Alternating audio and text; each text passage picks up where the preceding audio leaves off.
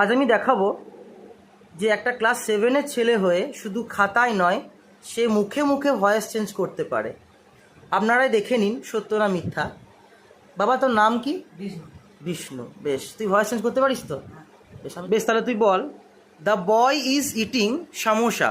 এটা কি হবে? Samosa is being eaten by the boy. আচ্ছা বাবা, এটা তুই কোন টেন্সের উপর করলি? Present continuous. কন্টিনিউয়াস, ঠিক একদম। বেশ, তুই আরেকটা বল, my mother has bought the dress. এটা কি হতে পারে?